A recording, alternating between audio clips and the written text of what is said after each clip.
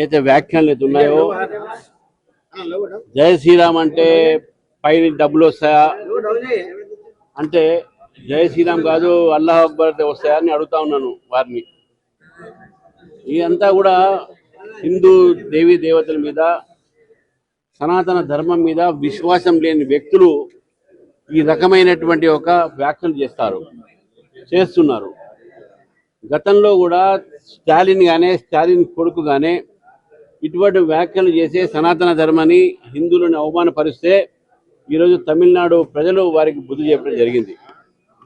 బెంగాల్లో కూడా మమతా బెనర్జీ హిందువుల మీద, హిందూ ఒక సంస్కారం మీద, సంస్కృతి మీద, సనాతన ధర్మం మీద చేసినటువంటి వ్యాఖ్యల్ని హిందూ ప్రజలందరూ కూడా ఈరోజు బెంగాల్లో ఆమెను ఓడించేటటువంటి ప్రయత్నం చేశారు. కాబట్టే ఈరోజు తెలంగాణలో కూడా కాంగ్రెస్ నేతలు ఈ హిందూ మనోభావాన్ని దెబ్బతీసేటటువంటి ఏదైతే వ్యాఖ్యలు చేస్తున్నారో దాన్ని భారతీయ జనతా పార్టీ ఖండిస్తుంది. ఏ వ్యక్తికైతే దేవుడి మీద, హిందూ ధర్మం మీద విశ్వాసం లేదో, అవమానపరుస్తారో వాళ్లకు దేవాదాయ శాఖ మంత్రిగా కొనసాగటానికి వారికి అధికారం లేదు. దీనిపైన కాంగ్రెస్ నాయకత్వం, ముఖ్యమంత్రి గారు దీనిపైన నిర్ణయం తీసుకోవాలి.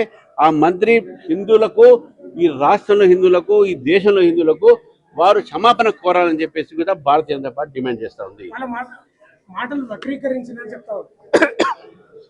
వక్రీకరించినా ఏది చెప్పినా కూడా వారు మాట్లాడింది కెమెరాలో కనబడ్డది, వినబడ్డది, ప్రజలు చూశారు. మరి వక్రించారంటే ఎవరు వక్రిస్తారు?